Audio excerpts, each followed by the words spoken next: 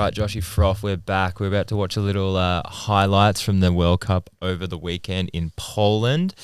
And yeah, let's see what we thought of the race and everything else that went down. Race highlights, here we go. Here we go. Bielsko-Biala. So we got the elite men. Look at that scenery. That's a beautiful opening shot for a World Cup. Look at that. Poland does look like a bloody sensational spot, doesn't it? Poland does turn it on. Yeah, so anyways, the track was just absolutely divine. Absolutely divine. Fresh loam. So this track never raced on before, so it definitely got some deep holes, some deep ruts. A lot of loam, a lot of big holes. You see a lot of people trying to avoid them in the race runs. They were cutting insides a lot of the time, sliding. It looked like when we started watching the women's, it actually looked quite slippery still. They had a bit of rain before their run. But as the race went on, by the time the elite men came down, it looked like it had dried up a lot. There were still patches that were quite greasy in the trees, but everything out in the open seemed like it dried up quite well. But we saw Lockie Stevens McNab go down on the... A lot of people actually got quite loose there. It was this like long straight into this slight left, and it kind of like kinked at the end before he crossed a wooden bridge. So just looked like he hopped up a little high there, and the front wheel just got out from under him, landed a little too high on the camber, and must have still been a bit slippery. So we got Mush up. Mush now, he stayed in the hot seat for a long time. Ended up 10th on the day. Yeah, he stayed into the hot seat until the top 10, and he dropped quite soon. He's got just a chilled, like he's going hard, but his style looks still like relaxed. He bounces around quite well. Yeah, he floats like a butterfly, doesn't he? Stings like a bee, brother. But it's good to see him getting some runs on the board, getting that consistency. It's always hard when you have, like, obviously you won a World Cup, and then I think everyone expects that person to just show up again and like, oh, you've done it once, you can do it again. But then you get that added bit of extra pressure on you where you're kind of a bit more seen. So it's good to see him get a run on the board and then build off that. But he came down super early. Look, he's a force guy down the track. Yeah. He definitely would have got sunburn on that hot seat. Oh, big Nathan. He was on one. He was on one, bro. Yeah. He had some moments. I hope they show him, but he had some absolute coming moments. out here. Yeah. Oh, man, he was a cracking rider to watch, eh? He just left everything out on the track. Like, just a big spider monkey, bro.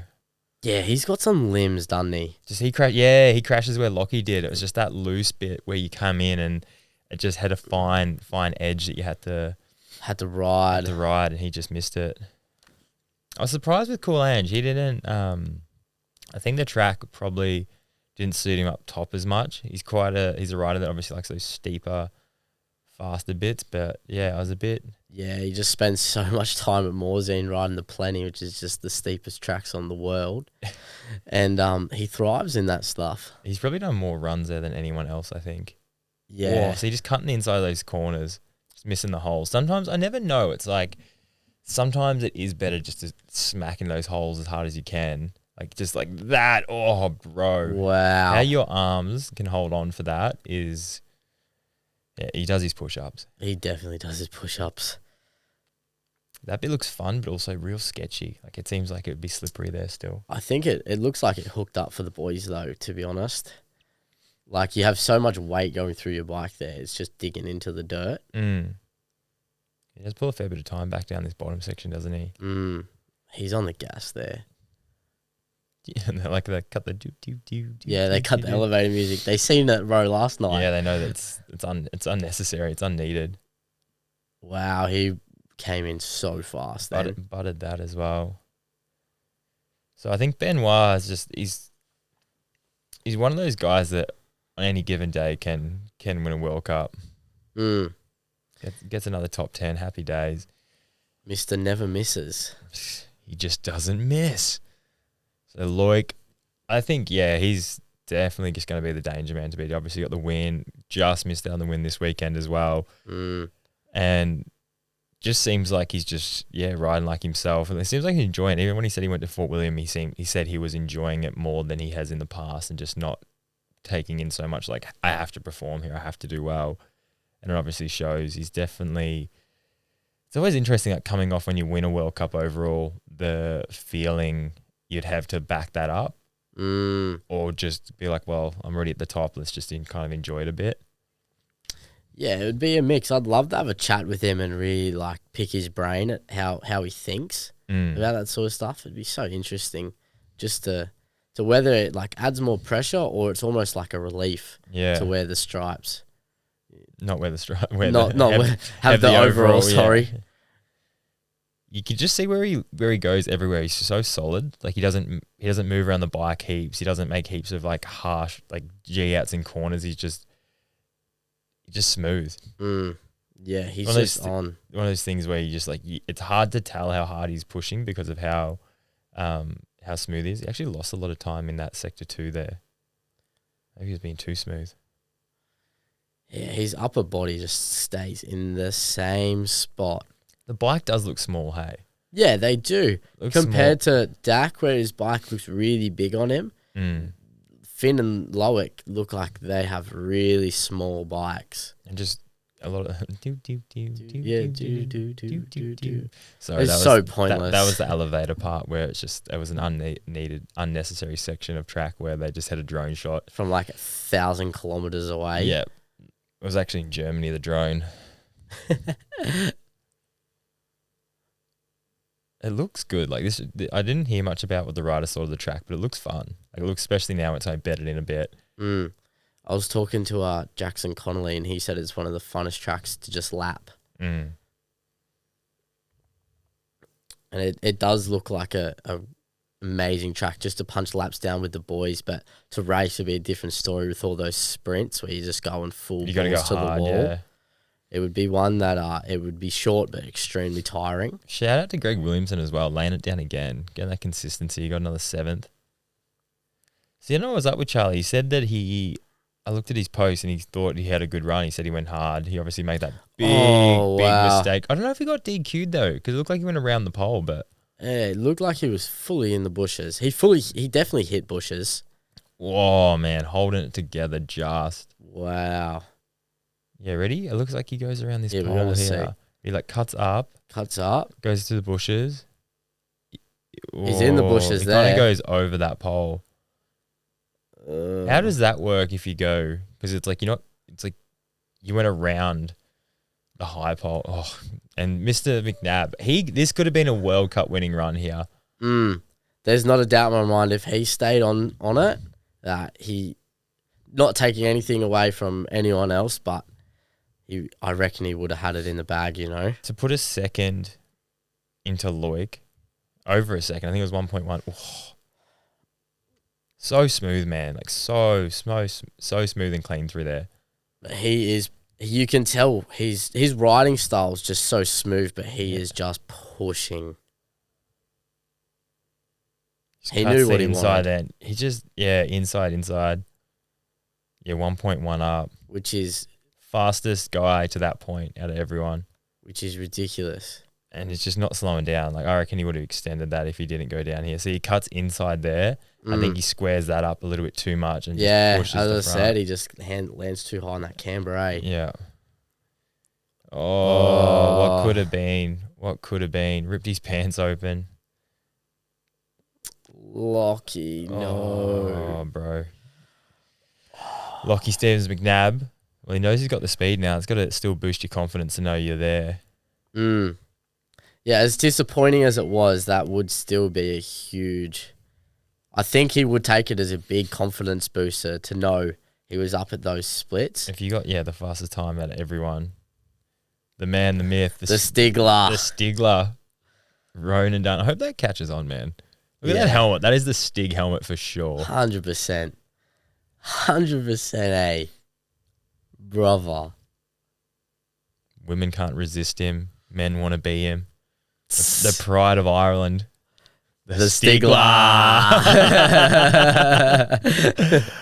Oh, cutting those pads, just skimming him. Oh. He really did put down an absolute blinder. Like he's definitely sorted out.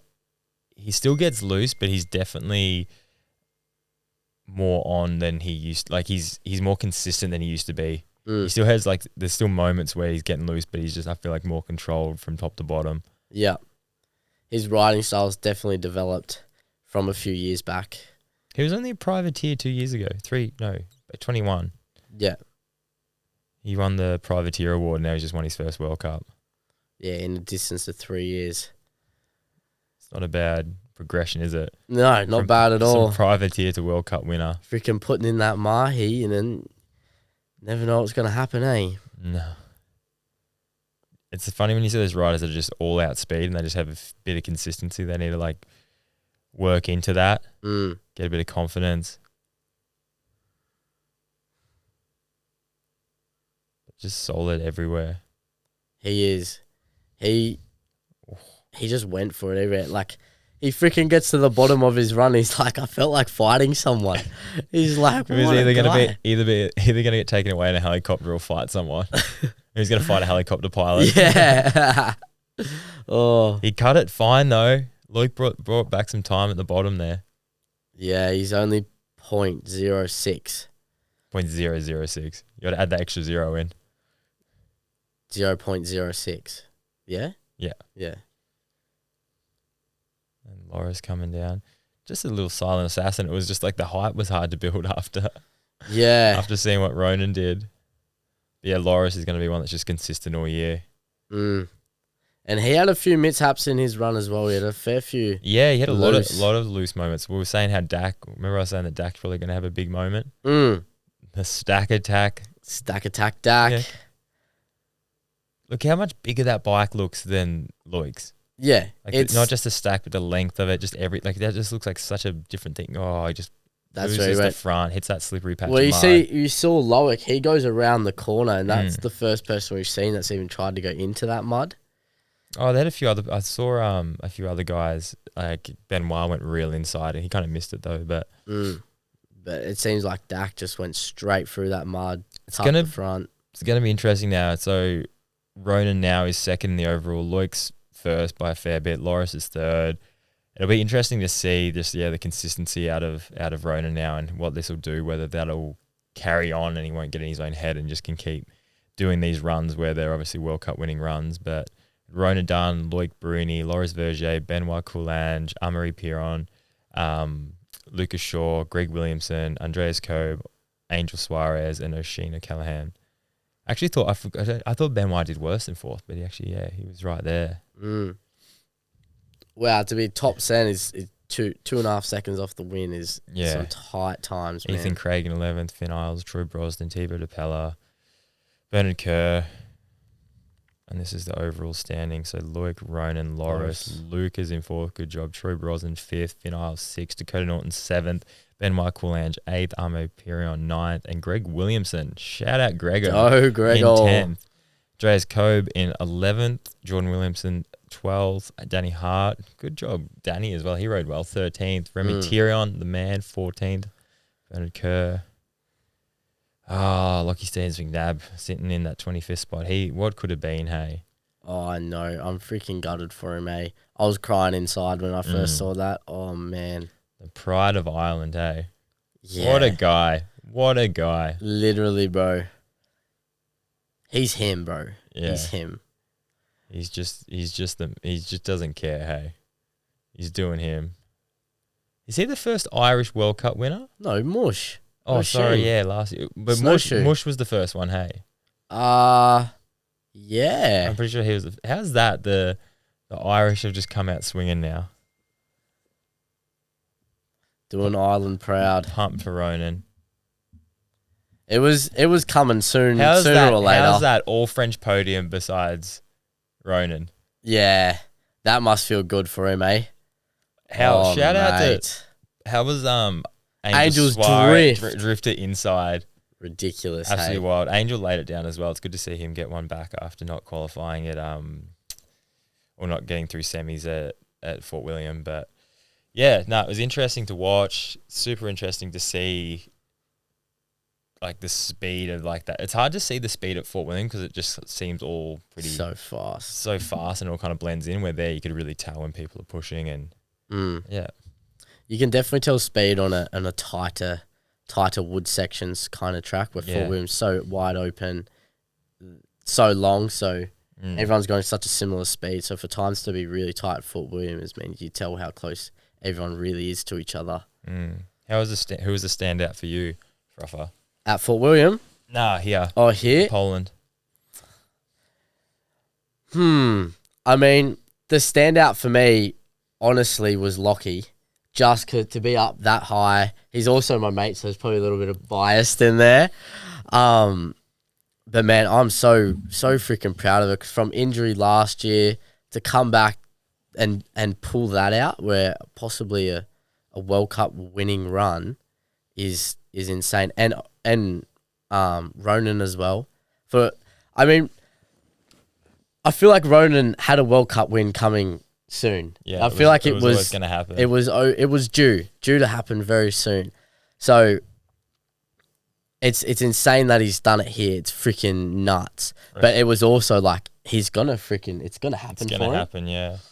But a lot of people say it's like they're waiting, and then sometimes it just does never happen. So to get it out of the way early, it's going to be interesting now to see the consistency with that and how it goes. Yeah, absolutely. Who was your standout rider, Dino? Oh, I really liked, obviously, like we said, Lockie, which was cool. But even Greg Williamson, I'm liking that he's getting the consistency back. He's a rider that he did really well in 2016 and then has struggled to kind of find his feet again. So he's really getting his groove back in. So that was really cool. Lucas Shaw getting the consistency back. He was just off the podium, but I think Luke is going to be a really tough guy this year, like battling for good points in the overall. And yeah, Ollie Davis, he crashed right at the bottom. He was on for like about 17th, 18th position, and I think he did actually have a flat. I did see that. I did, yeah. Yeah, you were right, but I'm not sure if that's why he crashed or he got a flat during the crash. But yeah, I'd be interested to know where he got it. Hey, but it was cool to see him riding well, obviously before the crash, and kind of get some confidence back in him, which was cool to see. And yeah, mush for laying one down and having that hot seat for so long, but.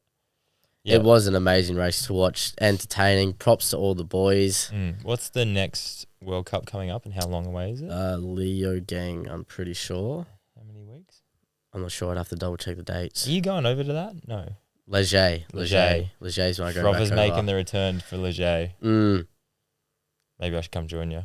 You should. We can just do the commentary and we'll do this again. I'll race. I'll race and just jump in the booth straight after. Why not, hey? Why not? All right. Thank you, guys. I hope you enjoyed the little review. And, yeah, we'll talk to you soon. See you.